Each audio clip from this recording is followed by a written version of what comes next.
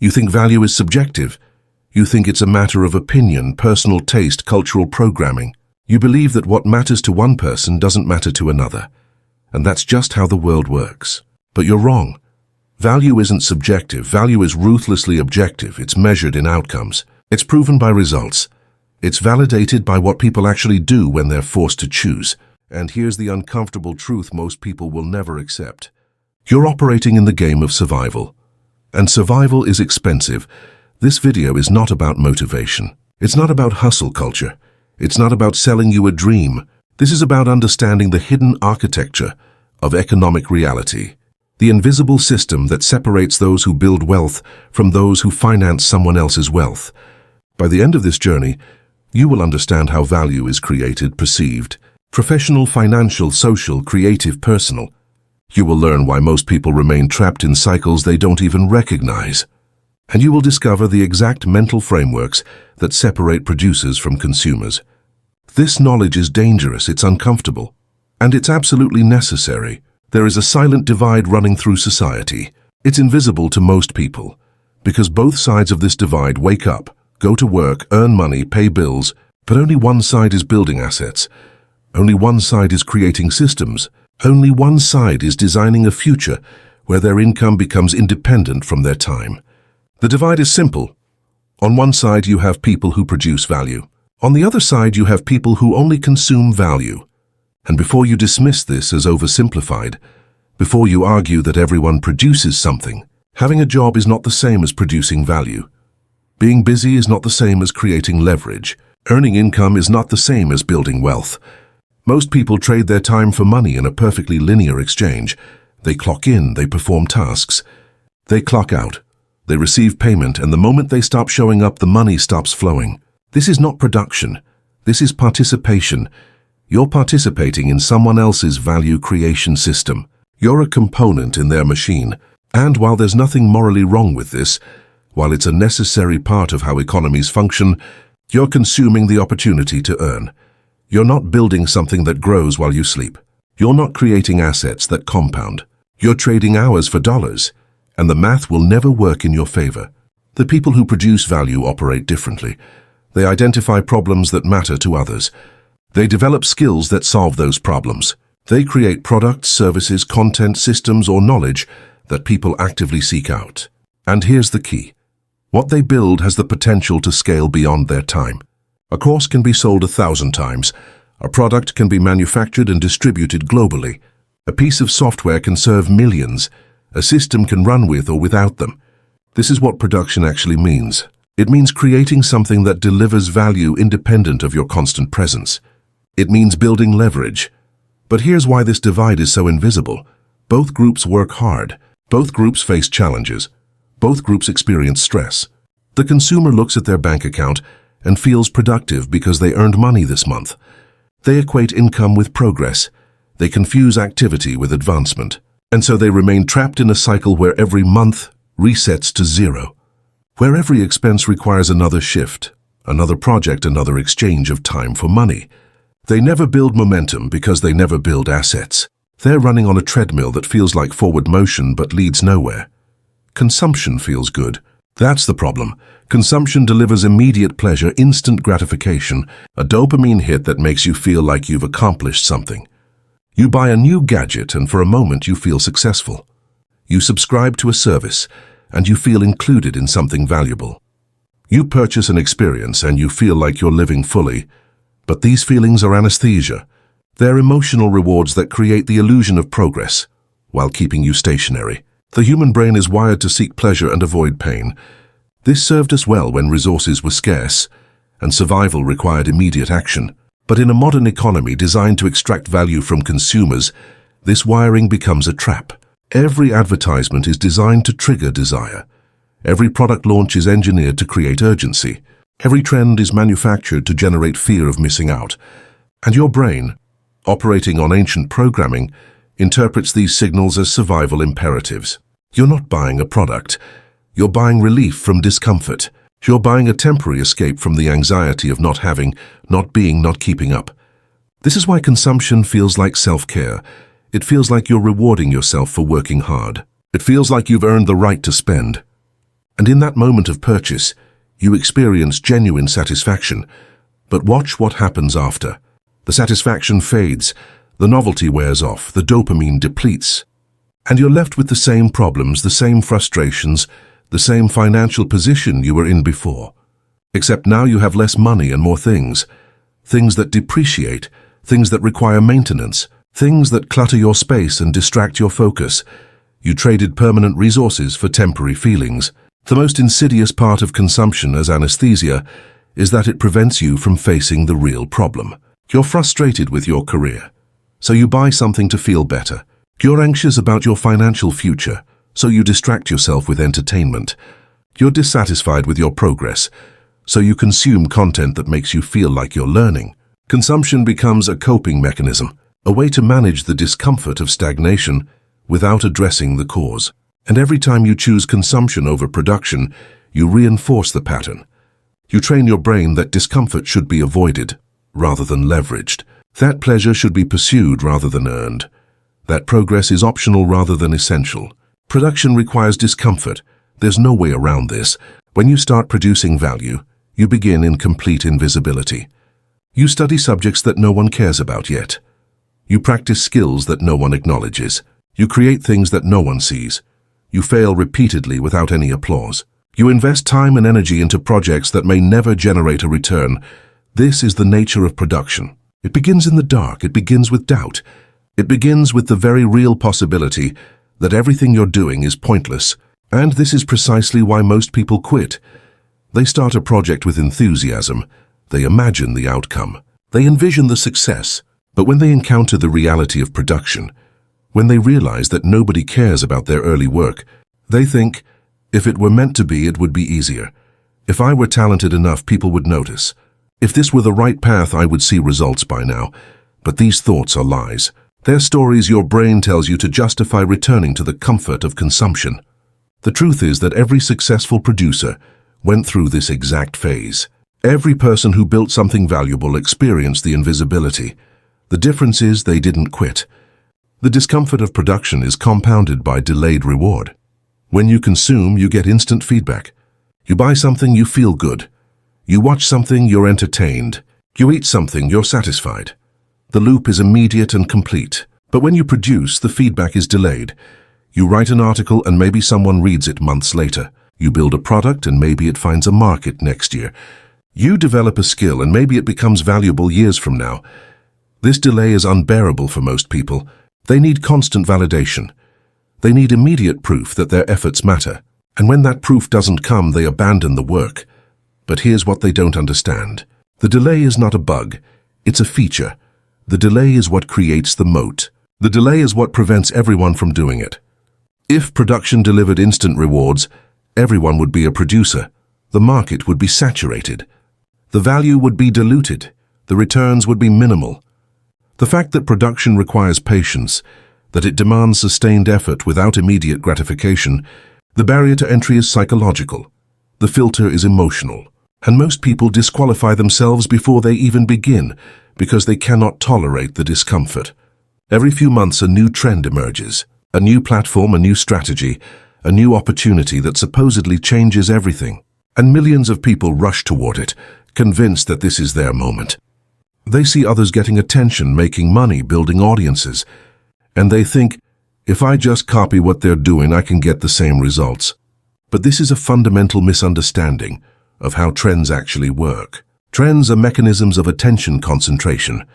They take a vast distributed market and temporarily focus it on a single point.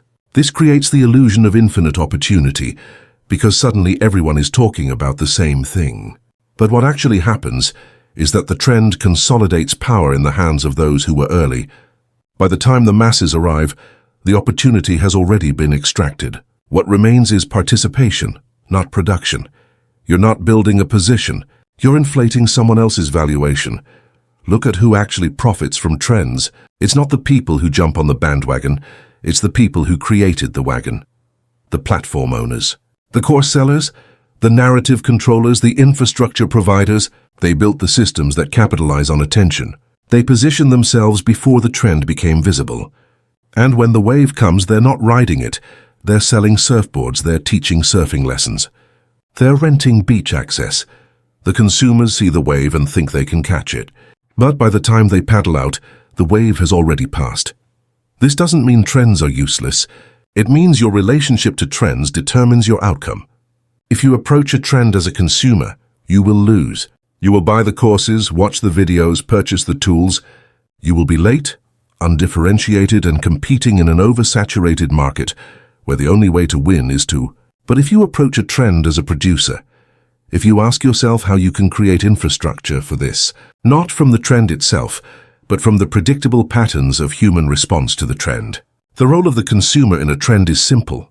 They replicate, they buy, they watch, they share. They signal alignment, and in doing so they fund the producers. Every view is a transaction. Every subscription is a vote. Every purchase is a transfer of value from the consumer to the creator. This is not exploitation. This is the fundamental structure of how markets work. But you must decide, which side of the transaction do you want to be on? Do you want to be the one whose attention is being monetized? Do you want to be the one who follows trends, or the one who recognizes patterns and positions accordingly? Most people misunderstand what production means. They think it requires a factory. They think it requires inventory, logistics, distribution networks. They think it's something only businesses do. But production is much broader than physical products. Production is anything that creates value for others. Knowledge is production. If you understand something deeply and can teach it clearly, you're producing value. Services are production. If you can solve problems, save time, or deliver results for others, you're producing value. Content is production. If you can inform, entertain, or inspire people, you're producing value. Systems are production. If you can build frameworks, processes, or tools that make things easier for others, you're producing value. The common thread is usefulness. Value is born from solving real problems, not imaginary problems. Not problems you think people should have. Real problems that people are actively experiencing and willing to pay to resolve. This is where most aspiring producers fail. They create what they want to create, rather than what the market needs. They build solutions for problems that don't exist. They produce content that satisfies their own curiosity, but serves no practical purpose for anyone else. And then they're confused when nobody cares. When nobody buys, when nobody engages, they blame the market. They blame the algorithm. They blame bad luck. But the market is simply telling them the truth. What you created isn't useful enough. Usefulness can take many forms. Sometimes it's solving a pain point. Someone is struggling with a specific problem, and your solution eliminates that struggle. The value is obvious and immediate. Sometimes it's saving time. People are spending hours on a task, and your system reduces it to minutes. The value is quantifiable and appreciated. Sometimes it's creating results. People want an outcome they can't achieve alone, and your expertise delivers that outcome. The value is measured by before and after, and sometimes it's delivering transformation. People are stuck in a pattern, and your knowledge, framework, the value is life-changing. But regardless of the form, the principle remains the same. If what you produce doesn't make someone's life measurably better, it has no market value. It might have personal value. It might have artistic value. It might have philosophical value. But it won't generate economic value. And if your goal is to build wealth, if your goal is to escape the time for money trap, this doesn't mean abandoning your interests. It means finding the intersection between what you're capable of producing and what people actually need. That intersection is where value is created. That intersection is where wealth is built. The financial cycle of a consumer is brutally simple. They work, they earn, they spend, they repeat. This is the entire loop. Income arrives, expenses consume it, the balance resets to near zero, and the cycle begins again. There is no accumulation. There is no compounding. There is no escape velocity. Just an endless treadmill of earning and spending, until they can't work anymore. And then they wonder why they have nothing to show for decades of effort. The defining characteristic of consumer economics is linearity. Your income is directly proportional to your time. If you work 40 hours, you get paid for 40 hours. If you work 80 hours, you get paid for 80 hours. But you cannot scale beyond the physical limits of time. You cannot clone yourself. You cannot multiply your output without multiplying your effort. This creates a hard ceiling on your earning potential. And the moment you stop working, the income stops. Immediately, completely. This is time dependency. And it's the single biggest limitation of consumer economics. The long-term consequences are devastating but slow-moving. Financial stagnation becomes normal. You earn roughly the same amount year after year, with minor adjustments for inflation or promotions. But your wealth doesn't grow. Your freedom doesn't increase. Your options don't expand. You're just maintaining. Constant anxiety becomes your baseline emotional state. You worry about losing your job. You stress about unexpected expenses. You feel trapped because you are trapped. You've built a life that requires continuous income, but no assets that generate that income independently. And the final, most brutal consequence: you have no freedom. You cannot take extended time off. You cannot pursue interests that don't pay. You cannot retire unless someone else funds it. You've spent your entire working life trading time for money, and now you have neither time nor money. The financial cycle of a producer looks completely different. It begins with production without return. You invest time, energy, and often money into creating something before anyone pays you for it. You're writing code that doesn't work yet. You're filming videos that nobody watches. You're developing skills that haven't produced results. This is the phase where most people quit because they see only cost and no revenue. They calculate the hours invested versus the dollars earned, and the math looks insane. But they're measuring the wrong thing. They're measuring immediate return when they should be measuring learning velocity. During the initial phase, you're not just creating a product, you're building capabilities. You're discovering what works and what doesn't. You're developing taste, judgment, and intuition. You're learning how markets respond, how people make decisions, how value is communicated. Every failure is data. Every iteration is refinement. Every rejection is clarification. You're accelerating your learning in a way that's impossible when you're just trading time for money. This is why the best producers invest heavily in this phase. They're not optimizing for immediate profit. They're optimizing for skill acquisition and market understanding. Then comes the consolidation phase. Your product is validated. People are paying for it. Revenue is becoming consistent. This is where the fundamental shift happens. Your income starts to decouple from your time. You sell the same course to 100 people. You license the same software to 1,000 customers. You earn royalties on work you did months ago. The relationship between effort and income becomes non-linear. You're no longer trading hours for dollars. You're trading value for dollars, and value can scale infinitely. The key difference between producers and consumers is this: they take the profits from their production and invest them into assets. Stocks, real estate, businesses, intellectual property. These assets generate returns independently. They compound. They grow while the producer sleeps. Meanwhile, the consumer is still trading time for money, spending everything they earn. The producer built a machine that creates wealth. The consumer is still operating as a component in someone else's machine. Consumption as a status signal is one of the most powerful and destructive forces in modern society. People don't buy things because they need them. They buy things because of what those things communicate to others. A luxury car signals success. Designer clothes signal wealth. Exotic vacations signal freedom. The latest gadgets signal relevance. And none of it is real. It's all performance. It's all theater designed to manage how others perceive you. The trap of external focus is that it makes you a slave to other people's opinions. You're constantly monitoring how you're perceived. You're comparing yourself to others. You're trying to keep up with shifting standards of what looks successful. And this requires continuous spending, because status symbols depreciate, trends change. What signaled status last year is irrelevant this year.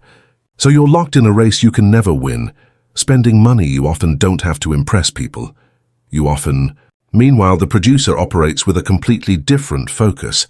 They're building capability, not appearance. They're investing in skills, tools, and systems that increase their productive capacity. They're creating value quietly. They're not concerned with looking successful, because they're busy becoming successful. And here's the paradox. By the time their success becomes visible, they've internalized a different value system. They measure themselves by results, not perception. By assets created, not things purchased. By freedom gained, not approval collected. When you shift from consuming to producing, something fundamental changes in your psychology. You stop thinking about how to spend money and start thinking about how to invest it. Every dollar becomes a tool, not a ticket to pleasure. You start asking, will this purchase increase my productive capacity? Will this expense generate a return? Will this investment compound? And if the answer is no, you don't buy it, not because you can't afford it, because it doesn't serve your objectives. This mental shift transforms hobbies into projects. You stop consuming content passively and start analyzing it strategically. How did they structure this? Why did this work? What pattern can I extract and apply? You stop being a spectator and become a creator. You stop watching and start doing. And this creates a compounding advantage because producers learn exponentially faster than consumers. Consumers absorb information. Producers test, fail, adjust, and internalize. The learning is visceral, permanent, and applicable. A new mental filter develops. Before making any decision, you run it through a simple set of questions. Does this create value? Can this scale? Does this solve a real problem? These questions become automatic. They protect you from distraction. They keep you focused on what actually builds wealth. They prevent you from wasting resources on things that feel productive, but lead nowhere. This filter is what separates people who talk about entrepreneurship from people who actually build businesses. People who consume motivation from people who produce results. People who wish for change from people who engineer it. I want you to do something right now. Leave a comment with this exact phrase. I am a producer, not a consumer. This is not about engagement. This is not about helping the algorithm. This is about public commitment. When you declare something publicly, you create social accountability. Your brain registers that you've made a statement that others have witnessed. This is a psychological principle that has been validated across decades of research. Public commitments are significantly more likely to be honored than private intentions. While you're at it, hit the like button and subscribe to this channel, not because I'm asking nicely, because it's an act of discipline. It's a decision to prioritize content that challenges you over content that comforts you. It's a choice to surround yourself with ideas that elevate your thinking rather than validate your current. The algorithms that run your life are designed to show you more of what you've already engaged with. By liking and subscribing to channels that push you toward production rather than consumption, you're using the system instead of being used by it. Understand this. Declarative statements shape identity. When you say, I am a producer, you're not describing your current state. You're declaring your intended state. And your subconscious begins to organize your perceptions, decisions, and actions around that identity. This is how real change happens, not through motivation, not through inspiration, through identity reconstruction, through consciously choosing who you're becoming, and then reinforcing that choice through repeated. So comment now. Make the commitment public. Let it be witnessed. Let it begin the process of transformation. We've covered the foundational principles, the invisible divide between producers and consumers, the seductive trap of immediate pleasure, the necessary discomfort of production, the illusion of trends and the reality of who profits from them, the true meaning of value creation, the financial cycles that determine your long-term outcomes, the psychological differences that separate those who build wealth from those who finance someone else's. These are the basics. These are the concepts that most people never fully grasp. But what comes next is different. What comes next is more advanced, more nuanced, and frankly more dangerous. The principles we're about to explore are not for everyone. They're for people who are ready to see systems that most people don't notice. For people who can operate with ambiguity, delay, and strategic patience. For people who are willing to make choices that look irrational in the short term, but compound into, if you're still here, if you've made it this far, then you're probably ready. But understand, once you see these patterns, you can't unsee them. Once you internalize these frameworks, your entire relationship with money, work, there's no going back. Let's talk about what really happens when you start producing. The mental shift is just the beginning. The real transformation occurs in how you perceive opportunity. Most people see opportunity as something external, something that happens to them, a job opening, a market trend, a lucky break. They're waiting for opportunity to arrive, but producers don't wait. They create opportunity by positioning themselves at the intersection of preparation and demand. They study markets not to follow them, but to predict where value will be needed next. They develop skills not because they're currently valuable, but because they will be valuable. They build relationships not because they need something now, but because relationships are assets that... This is strategic thinking. It's the ability to see second-order consequences, to understand that every action creates ripples, and those ripples can be predicted and leveraged. When you learn a skill, you're not just adding a capability. You're creating optionality. You're expanding the range of problems you can solve, which expands the range of value you can create. When you build a product, you're not just launching something to sell. You're developing taste, learning distribution, understanding customer psychology. Everything compounds if you're thinking strategically. But most people don't think this way. They optimize for local maxima. They take the job that pays the most right now, without considering what skills it develops or what doors it. They choose projects based on immediate return, without asking what capabilities they're building. They make decisions in isolation, rather than as part of a larger strategy. And then they're surprised when their career stagnates, when they're replaceable, when they have no leverage. They never built anything that compounds because they never thought beyond the next transaction. There's a simple question that exposes everything. Ask yourself every single day, what did I produce today? Not what did I do? Not how busy was I? Not how many hours did I work? What did I produce? What value did I create that didn't exist before? What asset did I build that will generate returns beyond today? What skill did I develop that increases my future capacity? What relationship did I deepen that will create future opportunities? If you can't answer this question with specifics, then you consumed today, you participated. You showed up, but you didn't produce. This is the unavoidable truth that most people refuse to confront. Consumption isn't wrong. There's nothing morally inferior about being a consumer. Society needs both producers and consumers to function. But if you want to build wealth, if you want freedom, if you want control over your time and your future, only production creates leverage. Only production builds assets. Only production generates wealth that outlives your effort. You can spend your entire life consuming and wonder why nothing changes. Or you can shift into production and build something that transforms everything. Here's the final framework. The conceptual architecture that explains why some people build empires while others barely survive. Producers build the future. Consumers finance someone else's future. Every time you purchase a product, you're funding the producer's vision. Every time you subscribe to a service, you're capitalizing someone else's business. Every time you consume content, you're monetizing someone else's attention infrastructure. This is not exploitation. This is simply how value flows in a market economy. But you must decide where you want to stand in that flow. Producers design systems that capture value from mass behavior. They don't work harder. They work strategically. They identify patterns, build infrastructure, and position themselves to benefit from predictable human. They understand that most people will choose comfort over growth, immediate pleasure over delayed reward. And instead of judging this, they build businesses around it. They create products that serve consumers.